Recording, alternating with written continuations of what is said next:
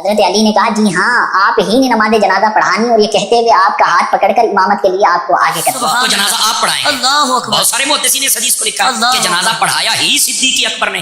اور یہ اس شخص کی طرف سے مولا کائنات امیر المومنین علی ابن ابی طالب علیہ السلام کی ذات پر بہت بڑا بہتان ہے. یہ توہین ہے. اصل میں جب ہم یہ لفظ توہین استعمال کرتے ہیں نا تو یہ سمجھتے نہیں ہے کہ کیوں یہ کہہ رہے ہیں. بھائی ہمارے عقیدے میں جناب سیدہ فاطمہ الزہرا سلام اللہ علیہا ایک معصومہ ہے، اور معصوم کا جنازہ سوائے معصوم کے کوئی نہیں پڑھا سکتا. اچھا یہ چلے ہمارے عقیدے کی بات ہے، لیکن کاش یہ شخص خود اپنی معتبر ترین کتابیں یعنی صحیح بخاری اور مسلم پڑھ لیتا تو شاید پھر یہ بات نہ کرتا جو یہ کر رہا ہے. اس نے پڑھا ہی نہیں ہے، اس کو پتہ ہی نہیں ہے کہ اس کی اپنی کتابوں میں کیا لکھا ہوا ہے. میں بیان کر دیتا ہوں وہ جنازہ کس نے پڑھا، کیا ہوا. اور یہ کتاب کا حوالہ شیعہ کتاب نہیں ہے، یہ سنی کتابیں ہیں. اور سنی کتابیں بھی وہ کہ جو عام کتابیں نہیں ہیں، جن کی اوتھینٹسٹی پر ان کا پورا دین اور مذہب قائم ہے، یہ وہ کتابیں ہیں، یعنی صحیح بخاری اور صحیح مسلم. سنیں صحیح بخاری میں جو باب غزوہ خیبر ہے، غزوہ خیبر کے باب میں جو حدیث نمبر 4240 اور 4241 ہے، اس کو آپ دیکھیں. 4240 اور 4241 صحیح بخاری میں. اور صحیح مسلم میں جو باب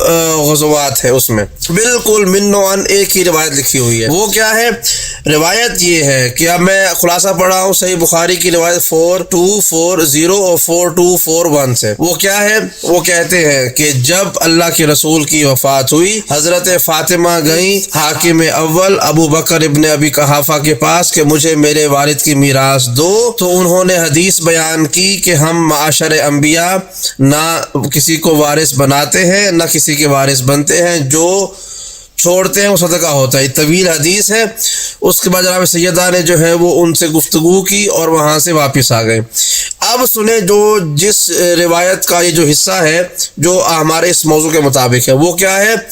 وہ یہ ہے کہ فوجدت فاطمہ علی ابی بکر فی ذالک فحجرتہ، کہ اس بات پر کہ جب حضرت ابو بکر نے ان کا مال غصب کر لیا، ان کو فدق لے لیا اور وارث کی میراث پر قبضہ کر لیا، تو حضرت فاطمہ ابو بکر سے ناراض ہو گئیں. یہ لفظ با لفظ ترجمہ ہے صحیح بخاری کی روایت کا کہ فوجدت فاطمہ علی ابی بکر فی ذالک، حضرت فاطمہ نے ابو بکر سے ناراضی کا اظہار کیا، ناراض ہو گئیں.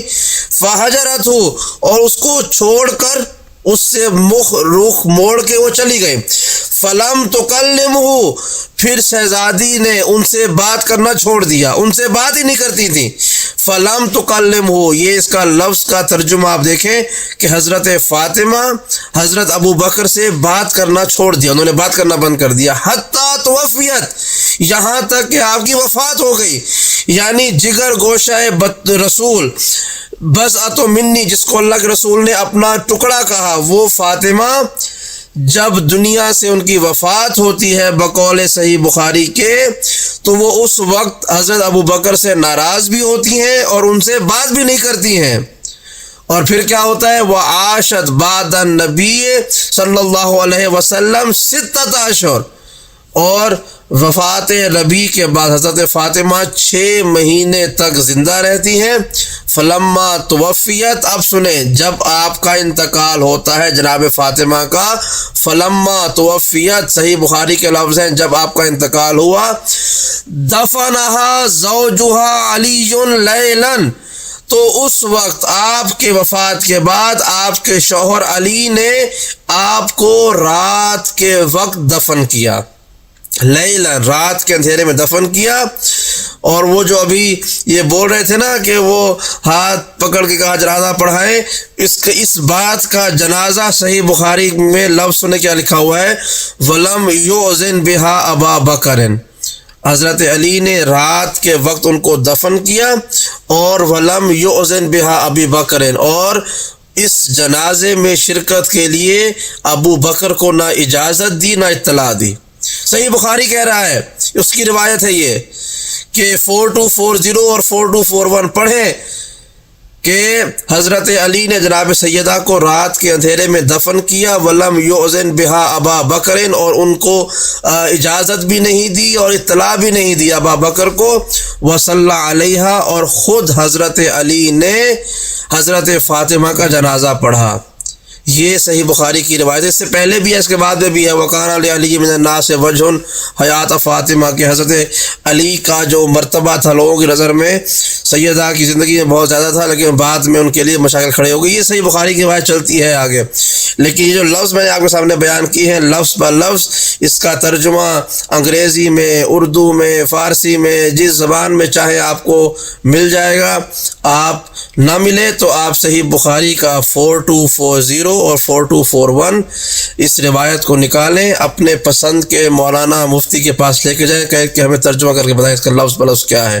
تو خلاصہ یہ ہے کہ جب سیدہ کے فدق پر قبضہ ہوا تو حضرت فاطمہ نے ابو بکر سے ناراضگی کا اظہار کیا اور ان سے کلام کرنا چھوڑ دیا، یہاں تک کہ آپ کی وفات ہو گئی۔ 6 مہینے تک وہ زندہ رہیں، لیکن ابو بکر سے ناراض رہیں اور ان سے بات کرنا ترک کر دیا۔ 6 مہینے کے بعد آپ کی وفات ہوئی ہے تو آپ کے شوہر حضرت علی نے آپ کو رات کے اندھیرے میں دفن کیا، اور اس وفات کی اور دفن کی اطلاع اور اجازت ابو بکر کو نہیں دی کہ وہ شرکت کرتے۔ وصلی علیہا، اور خود امام علی نے ان کا جنازہ پڑھایا۔ تو یہ تو روایت ہے بالکل صحیح، بخاری میں بھی، مسلم میں بھی، اور دیگر کتابوں میں بھی بالکل یہی الفاظ موجود ہیں، بہت سی کتابوں میں۔ اور یہ کہہ رہے ہیں کہ بھی وہ آئے اور علی نے کہا کہ ہاتھ پکڑ کے آگے کہیں کہ آپ جنازہ پڑھائیں۔ علی ہاتھ توڑ دیتے اس شخص کے کہ جو سیدہ کے مال کو غصب بھی کرے اور پھر آگے سے 4 بننے کے لیے جنازے میں شرکت کرے۔ اگر یقین نہیں آتا نا تو وہ اگلی روایت سنیے، سلیم بن قیس میں بھی ہے اور دیگر کتابوں میں بھی ہے کہ جب اگلے دن حاکم وقت کو اطلاع ملی کہ سیدہ کا انتقال ہو گیا ہے اور امام علی نے ان کو دفن کر دیا ہے، تو انہوں نے کچھ غنڈوں کو ساتھ لیا، خالد بن ولید وغیرہ کو ساتھ لیا، اور گئے جناب سیدہ کی قبر کو کھودنے کے لیے کہ ہم یہ قبر کھودیں گے، جنازہ پڑھیں گے۔ تو امام علی کو اطلاع ملی تو آپ اپنے گھر سے برہنہ تلوار، ایک مرتبہ ایسا ہوا ہے پوری زندگی میں کہ امام علی نے مدینے میں برہنہ تلوار لے گھر سے نکلے ہوں، اور آپ گئے اور کہا کہ خبردار کون ہے کہ جو فاطمہ کی قبر کو کھودے گا؟ تو آپ نے وہ تلوار اپنے ہاتھ میں رکھی ہوئی تھی، آپ کے شانوں پر زرد رنگ کی ایک عبا تھی، اور جب اہل مدینہ نے مولا کائنات کو اس عالم میں دیکھا کہ زرد رنگ کی عبا آپ کے کاندھوں پر ہے اور ہاتھ میں برہنہ تلوار ہے اور آپ کے مبارک دہن سے جو ہے وہ غصے کے الفاظ اور جھاگ نکل رہی ہے، تو آپ لوگوں کو وہ رسول خدا کا قول یاد آیا کہ خبردار جب تم علی کو اس حالت میں دیکھو کہ اس نے زرد عبا پہنی ہوئی ہو اور ہاتھوں میں تلوار ہو، تو خبردار اس وقت علی کے قہر سے خدا کی پناہ مانگنا۔ اور وہ واقعہ پورا موجود ہے، لیکن اس وقت یہ جو واقعہ ہے کہ جنازہ کس نے پڑھایا امام علی کا، یہ آپ کے سامنے ہے کہ یہ خود صحیح بخاری اور مسلم نے مانا ہے کہ جنازہ خود جناب سیدہ کا مولا کائنات نے پڑھایا، اور جن کے ہاتھوں پر سیدہ کے فدق کا قبضہ تھا اور ان کے جسموں پر، ہاتھوں پر ان کے خون کے دھبے تھے، انہیں نہ اجازت دی نہ اطلاع دی۔